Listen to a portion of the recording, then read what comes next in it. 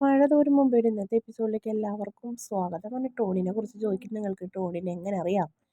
അപ്പോൾ ഗ്രേസ് അമ്മ പറയും ഞങ്ങൾ പരിചയമുണ്ട്. എന്തെന്ന് പറയണം അപ്പോൾ അവനോടെന്ന് പറഞ്ഞപ്പോൾ ഞങ്ങളൊരു ബിസിനസ് കാര്യത്തിന് വേണ്ടിയിട്ടാണ്. അപ്പോൾ ആര് വിളിച്ചെന്ന് പറയണമെന്ന് പറയും. അത് എന്തായാലും ബിസിനസ് കാര്യത്തിന് വേണ്ടി ഒരാൾ വിളിച്ചെന്ന് മാത്രം പറഞ്ഞാൽ മതി എന്ന് പറഞ്ഞ് ഗ്രേസ് അമ്മ ഫോൺ വയ്ക്കുന്നു.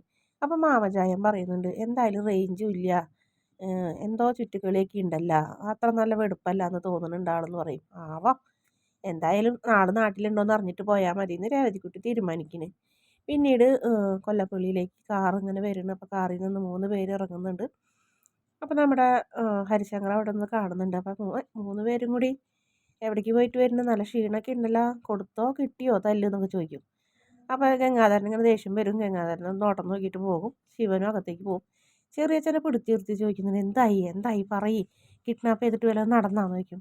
നീ ഒന്നും മിണ്ടാണ്ടെന്നേ, പിന്നെ പറയാം, കണ്ണിൻ്റെ പോളടച്ചിട്ടില്ല ഇന്നലെ രാത്രി, എങ്ങനെയെങ്കിലും ഒന്ന് കിടന്നാൽ മതി, ഒരുപാട് അങ്ങോട്ടും ഇങ്ങോട്ടൊക്കെ അലഞ്ഞെന്ന് പറയും. എന്തോ സംഭവിച്ചിട്ടുണ്ടല്ലോ, ആരും ഒന്നും പറയുന്നില്ലല്ലോ എന്നിങ്ങനെ ചിന്തിക്കുന്നു. ഇത്ര സമയം തന്നെ രേവതിക്കുട്ടിൻ്റെ അന്വേഷിച്ച് വന്ന ആൾ നമ്മുടെ മാമച്ചായൻ്റെ വീട് അനാഥാലയത്തിൽ നിന്ന് കിട്ടിയിട്ട് അവിടെ നിന്ന് അതും അഡ്രസ്സും മേടിച്ച് വരികയാണ്. അങ്ങനെ ആൾ താമസമില്ലാത്ത വീട് പോലെയാണ് അയാൾക്ക് തോന്നിയത്. എന്തായാലും കോളിംഗ് ബെല്ല് അടിച്ചപ്പോൾ രേസമ്മ വന്ന് വാതിൽ തുറന്നു. അങ്ങനെ വാതിൽ തുറന്നപ്പോൾ ആരെന്ന് ചോദിക്കും. ഞാനൊരു വിവരം അറിയാൻ വേണ്ടി വന്നതാണ്. സ്നേഹനികേതത്തിൽ നിന്നൊരു പെൺകുട്ടീനെ ഇവിടെ ജോലിക്ക് നിർത്തിയിട്ടുണ്ടോ എന്ന് ചോദിക്കും. അപ്പോൾ അങ്ങനെ ജോലിക്കായിട്ട് നിർത്തിയിട്ടൊന്നും ഇല്ല എന്ന് പറയും. ഗരേസാമ്മ എന്തായാലും ഒന്ന് ഞെട്ടുന്നുണ്ട്. അല്ല ആരാ നിങ്ങൾ എന്ന് ചോദിക്കും. എന്താ ഉദ്ദേശം, എന്തിനാ വന്നതെന്നൊക്കെ ചോദിക്കും. അല്ല ഇത്രയും വലിയ വീട്ടിലൊന്നും ഇരിക്കാൻ സ്ഥലമില്ലേ എന്ന് ചോദിക്കും. അപ്പം പിന്നെ നിവർത്തി ഉണ്ടായില്ല ഗ്രേസമ്മയ്ക്ക്, അങ്ങനെ അകത്തേക്ക് വായുമെന്ന് പറഞ്ഞു. എന്നിട്ട് പിന്നെ മാമച്ചായനെ വിളിക്കും. ആ മാമച്ചായനും വരും. ആരാന്ന് ചോദിക്കും. ഞാൻ സ്നേഹനികേതത്തിൽ നിന്ന് വന്നാണ്. ഗ്രേസമ്മ മാമച്ചായൻ്റെ വീട് അന്വേഷിച്ചല്ലേ, ഇതല്ലേ വീട്, അതേന്ന് പറയും. ഇവിടെ ഒരു പെൺകുട്ടിയെ ജോലിക്ക് നിർത്തിയിട്ടില്ലേ, അതിനൊന്ന് കാണാമെന്നാന്ന് പറയും. അതും എന്താ നിങ്ങളും തമ്മിൽ എന്താ ബന്ധം, ബന്ധമൊക്കെ ഉണ്ടോയെന്ന് അറിയാൻ വേണ്ടിയിട്ടാണ്, എനിക്ക് ആ കുട്ടീനെ ഒന്ന് കാണണമെന്ന് പറയും. എന്നത് ഞങ്ങളുടെ കുടുംബത്തിലെ കുട്ടിയാണോ എന്ന് അറിയാൻ വേണ്ടിയിട്ടുണ്ട് അറിയും. നിങ്ങളുടെ കുടുംബത്തിലെ കുട്ടിയോ, നിങ്ങളൊക്കെ കണ്ടാൽ മനസ്സിലാവോ, ഞാൻ കണ്ടിട്ടില്ല, എന്നാലും ഒന്ന് നോക്കാൻ വേണ്ടിയിട്ടാണെന്ന് പറയും. നിങ്ങൾ കണ്ടിട്ടുമില്ല, നിങ്ങൾക്ക് പരിചയമില്ല, പിന്നെ നിങ്ങളെങ്ങനെ മനസ്സിലാക്കുമെന്ന് പറയും. ഒന്ന് നോക്കാലോ, ഒന്നറിയാൻ വേണ്ടിയിട്ടാണ്, ഞങ്ങളുടെ കുടുംബത്തിലെ കുട്ടിയാണോ എന്നറിയാൻ. അങ്ങനെ നിങ്ങളുടെ കുടുംബത്തിലെ കുട്ടിയെന്ന് പറയുമ്പോൾ നിങ്ങളുടെ കുടുംബത്തിൽ നിന്ന് ആരെങ്കിലും കാണാണ്ട് പോയോ എന്ന് ചോദിക്കും. കാണാണ്ട് പോയതൊന്നല്ല, അതൊരു കഥയിനി, അതിനെക്കുറിച്ചൊക്കെ പറയാനാണെങ്കിൽ കുറേ ഉണ്ടെന്ന് പറയും. ഗ്രേസമ്മ അപ്പോഴത്തേക്കും ദേഷ്യത്തോടെ അകത്തേക്ക് പോകും. ചായയോ കാപ്പിയോ എന്താ വേണ്ടേ, എന്തായാലും കുഴപ്പമില്ല, മധുരം ഇല്ലാണ്ടിരുന്നാലെന്ന് പറയും. അങ്ങനെ നമ്മുടെ ഗ്രേസമ്മ അടുക്കളയിൽ വന്നു ഭദ്രകാളിനെ പോലെ തുള്ളണ്, പാത്രമൊക്കെ എടുത്ത് കുത്തണ്. കിളവൻ വന്നേക്കണ അന്വേഷിച്ചിട്ട് ഞാനൊന്നും പറഞ്ഞു കൊടുക്കുന്നില്ല. നീ എന്തിനാണ്ടി രേവതിക്കുട്ടി ഇവിടെ ഇല്ലയെന്ന് പറഞ്ഞതെന്ന് പറയും. അവൾ കോളേജിൽ പോയേക്കല്ലേ, പിന്നെ അവൾ ഇവിടെ ഉണ്ടെന്ന് പറയണോ എന്ന് ചോദിക്കും. അല്ലാതെ പിന്നെ എന്ത് ചെയ്യും, എന്തായാലും അലീനയ്ക്ക് വന്ന പോലത്തെ എന്തെങ്കിലും സൗഭാഗ്യമാണെങ്കിലോ, ഒരുപക്ഷെ രേവതിക്കുട്ടിക്കും അച്ഛനും അമ്മയും ഉണ്ടാവുമല്ലോ. അങ്ങനെ വേണ്ട, അച്ഛനും അമ്മയും ഈ കണ്ട നാളുണ്ടായില്ലല്ലോ, ഇപ്പം പിന്നെ എവിടെ നിന്ന് പൊട്ടിമുളച്ച്, അങ്ങനെ എങ്ങാനും വന്നതെന്ന് പറഞ്ഞിട്ടുണ്ടെങ്കിൽ കിളവൻ്റെ ചായയിൽ ഞാൻ വിഷം കൊടുക്കുമെന്ന് പറയും.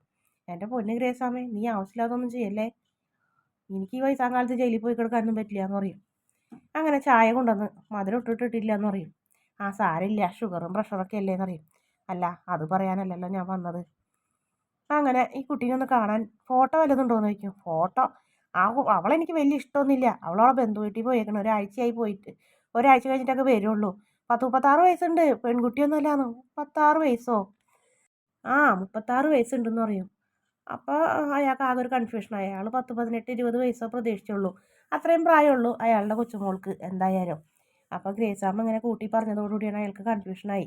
നിങ്ങൾക്ക് ആൾ മാറിയതോ വീട് തെറ്റിയതാവും, ഏതെങ്കിലും മാമച്ചായനൊക്കെ ഉണ്ടാവും പുറത്ത്, വേറെ എവിടെയെങ്കിലും ഇവിടെ പാലായിൽ ഇവിടെ അല്ലാണ്ട് വേറെ എവിടെയെങ്കിലും ഒന്ന് അന്വേഷിച്ച് നോക്കുമെന്ന് പറയും. ഇവിടം വരെയും കറക്റ്റ് ആയിരുന്നു, അവിടെ നിന്ന് പറഞ്ഞ അഡ്രസ്സ് വെച്ചിട്ട് തന്നെയാണ് ഇങ്ങോട്ട് വന്നത്. പക്ഷെ നിങ്ങൾ പറഞ്ഞ പ്രായം എന്തായാലും അതെനിക്ക് അങ്ങോട്ട് ഉൾക്കൊള്ളാൻ കഴിയുന്നില്ല, പോട്ടേട്ടാ, പോയിട്ട് വരാമെന്ന് പറയും. പോയിട്ട് വന്നില്ലെങ്കിലും കുഴപ്പമൊന്നുമില്ല, ഇനി വേറെ എവിടെയെങ്കിലും അന്വേഷിക്കുമെന്ന് പറയും. അപ്പോൾ അയാൾക്ക് എന്തൊക്കെയോ കാര്യങ്ങൾ മനസ്സിലാവുണ്ടായി. എന്നാലും അയാളൊന്ന് തിരിഞ്ഞു നോക്കിയിട്ട് കാറിൽ കയറിപ്പോവും. നീ എന്തൊക്കെ നോണ്ടേണ് ഗ്രേസാമ്മ ഈ പറഞ്ഞു കൊടുത്തത്, എന്തിനാ അയാളോട് അങ്ങനെയൊക്കെ കള്ളം പറഞ്ഞത്, പിന്നെ ഞാൻ എന്ത് പറയണം, 18 വയസ്സായ പെൺകുട്ടീന് രേവതിക്കുട്ടി എന്ന് പറയണോ, എടുത്ത് കൊടുക്കണോ ഫോട്ടോ, 35 വയസ്സെന്ന് പറഞ്ഞിട്ടെങ്കിൽ രേവതിക്കുട്ടിയുടെ ഫോട്ടോ എടുത്ത് കാണിച്ചു കൊടുക്കാൻ പറ്റുമോ. അയാൾക്കളവന് രേവതിക്കുട്ടിയുടെ ഒരു ചായയില്ല എന്ന് പറയും. ഇനി അത് മാത്രമല്ല, ഉണ്ടെങ്കിൽ തന്നെ ഞാൻ എൻ്റെ മോളെ വിട്ടു കൊടുക്കാൻ ഉദ്ദേശിക്കുന്നില്ല മാമച്ചായ, അതിനുവേണ്ടി ഞാൻ ഏതറ്റം വരെയും പോകും, പറഞ്ഞില്ല എന്ന് വേണ്ട. എന്നെ അറിയാലോ എന്ന് പറയും എടി ഞാൻ പറഞ്ഞത് അവൾക്ക് അങ്ങനെ ഒരു സൗഭാഗ്യമുണ്ട്, അവൾക്ക് പോകാൻ ആഗ്രഹം ഉണ്ടെങ്കിലോ എന്ന് പറയും. അങ്ങനെ അവൾ പോകുമോ നമ്മളിട്ടിട്ട് ഇത്രയും നാൾ നമ്മൾ നോക്കി വളർത്തിയിട്ട് നമ്മളെ വേണ്ടാന്ന് വെച്ച് പോകുമോ? അവൾ അങ്ങനെ പോകുന്നില്ല എന്ന് പറയും. എന്തായാലും ഗ്രേസമ്മയുടെ വിഷമം മാമച്ചായന് മനസ്സിലാവുണ്ടായിരുന്നു.